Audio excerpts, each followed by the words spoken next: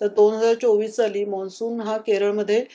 30 मे या तारखेला दाखल झाला आहे. म्हणजे सरासरी तारखेच्या 2 दिवस अगोदर तो केरळमध्ये दाखल झालेला होता आणि त्याच्यानंतर पूर्ण जो आपण काय म्हणतो पेनिन्सुलर इंडिया आहे किंवा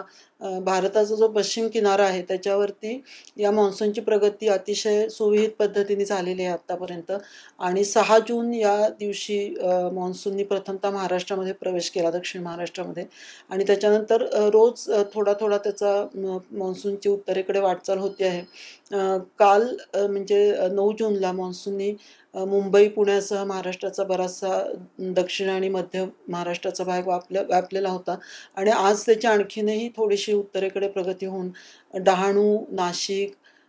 छत्रपती संभाजीनगर या सगळ्या शहरांमधनं आज मान्सूनची उत्तरी सीमा जात आहे. म्हणजे उत्तरी सीमा याचा अर्थ असा असतो, की या उत्तरी सीमेच्या दक्षिणेकडचे जे सगळे भाग असतात, तिथे मान्सून हा पोहोचलेला असतो. आणि आत्ताची जी एकूण हवामानाची परिस्थिती जर आपण पाहिली, तर पश्चिम किनारपट्टीलगत मोठ्या प्रमाणात ढगांची आपल्याला निर्मिती झालेली दिसते. त्याचबरोबर 16 उत्तर अंश या लॅटिट्यूडला एक शिअर झोन ज्याला म्हणतो तो एक कार्यरत आहे आणि मराठवाड्यावरती एक चक्रीय परिस्थिती आहे वाऱ्यांची. तर या सगळ्या ज्या एकूण सिनॉप्टिक सिस्टम्स म्हणतात किंवा जी एकूण मान्सूनशी निगडीत मुख्य सिस्टीम्स असतात, त्याच्या प्रभावामुळे पुढच्या 2 दिवसामध्ये महाराष्ट्राच्या आणखी काही भागामध्ये मान्सूनची वाटचाल होईल आणि विदर्भासह बऱ्याच ठिकाणी महाराष्ट्रात मान्सूनचा प्रवेश होईल अशी शक्यता आहे. आणि जर आत्ताची एकूण फोरकास्ट किंवा पुढच्या 2-3 दिवसात महाराष्ट्रात मान्सूनची परिस्थिती कशी असेल, तर ज्या भागात मान्सून पोहोचलेला आहे तिथे मध्यम ते जोरदार स्वरूपाचा पाऊस अपेक्षित आहे पुढच्या 2 ते 3 दिवसामध्ये आणि विशेषतः दक्षिण कोकण आणि दक्षिण मध्य महाराष्ट्रातले जे सह्याद्री पर्वताच्या रांगा लागून जे जिल्हे आहेत म्हणजे कोकणामधले सिंधुदुर्ग, रत्नागिरी हे मुख्यतः हे 2 जिल्हे आणि दक्षिण मध्य महाराष्ट्रातले कोल्हापूर, सातारा, सांगली याचा जो दक्षिण भाग आहे, या सगळ्या भागांमध्ये बऱ्याच ठिकाणी जोरदार पाऊस होण्याची सुद्धा शक्यता आहे आणि पुढच्या 3 ते 4 दिवस साधारण हा जोर पावसाचा कमी टिकून राहील आणि त्याच्यानंतर मात्र पावसाची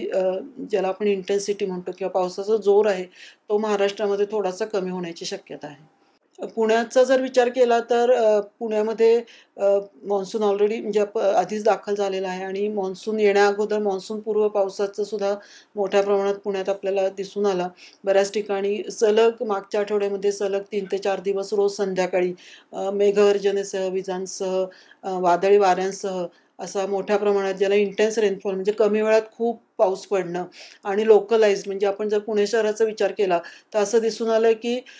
शिवाजीनगर भाग असेल किंवा लोहगाव, पाषाण या भागामध्ये खूप मोठा पाऊस झाला म्हणजे 100 मिलीमीटरपेक्षा 10 सेंटीमीटरपेक्षा 2 ते 3 तासामध्ये पाऊस जास्त झाला आहे. पण त्याचबरोबर अशी काही ठिकाणं चिंचवड, लवळे, मगरपट्टा, कोरेगाव पार्क अशा ठिकाणी मात्र एवढ्या मोठ्या प्रमाणात पाऊस झालेला आपल्याला दिसून येत नाही. म्हणजे ह्याच्यामध्ये असं म्हणता येईल की लोकलाइज काही विविक्षित ठिकाणीच मोठ्या प्रमाणात आणि कमी वेळात खूप मोठा पाऊस झाला अशा पद्धतीच्या घटना आपल्याला मान्सूनपूर्व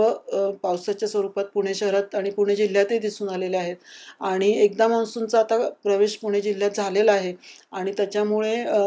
जो एक ही थंडरी ॲक्टिव्हिटी आहे किंवा वादळी वारे किंवा पाऊस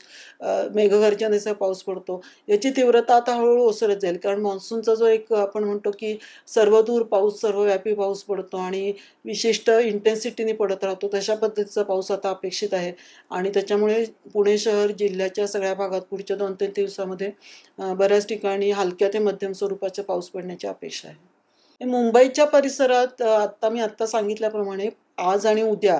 पावसाची तीव्रता जास्त राहील. बऱ्याच ठिकाणी मुसळधार पावसाची सुद्धा शक्यता आहे मुंबई परिसर, शहर परिसरात या सगळ्या भागात. पण त्याच्यानंतर मग उद्यापासून मात्र पावसाची तीव्रता किंवा त्याचा जोर ओसरण्याची शक्यता आहे.